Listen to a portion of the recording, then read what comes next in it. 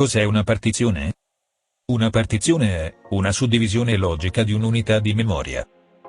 Su un disco NBR esistono principalmente tre tipi di partizioni: partizione primaria, logica ed estesa. Su un disco GPT non esistono distinzioni tra partizioni primarie e logiche.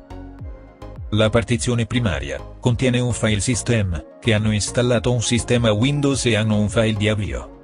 Un disco può avere fino a 4 partizioni primarie.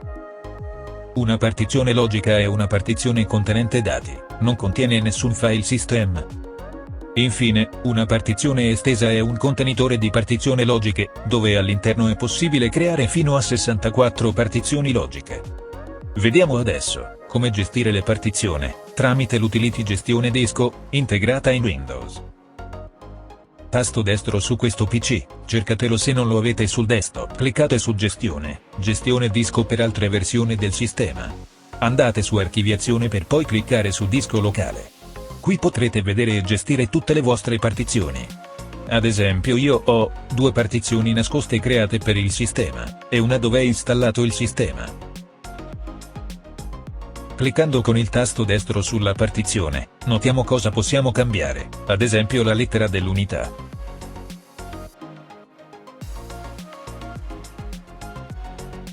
Creiamo ora una nuova partizione, riduciamo la partizione dove è installato il sistema.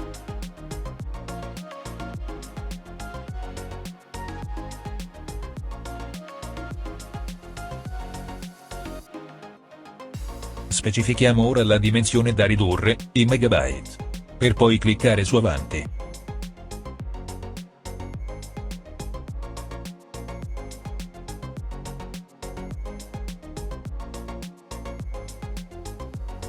Avremo ora dello spazio non allocato. Tasto destro su di esso e creiamo un nuovo volume semplice. Clicchiamo su avanti, specifichiamo la dimensione della nuova partizione per poi cliccare su avanti. Decidiamo quale lettera assegnare all'unità o montare la partizione in una cartella, vedremo in descrizione di cosa si tratta. Formattiamo o meno la partizione, eseguendo una formattazione veloce o meno.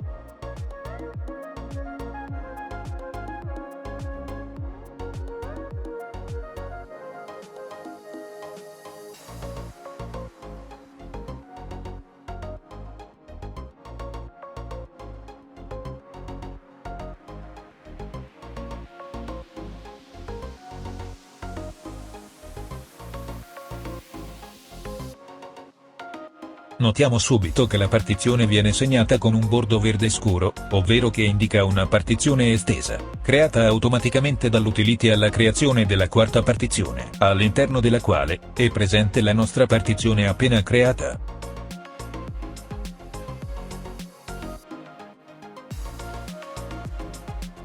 Ora, per rimuovere la partizione, dobbiamo rimuovere la partizione appena creata per poi rimuovere la partizione estesa.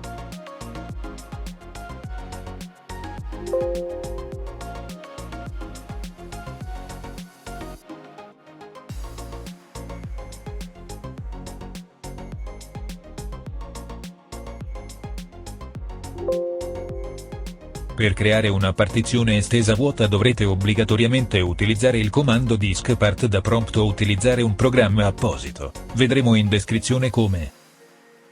Se ora vogliamo riportare la partizione alla vecchia dimensione, facciamo clic destro sulla partizione per poi cliccare su estendi partizione. Per poi seguire la procedura guidata.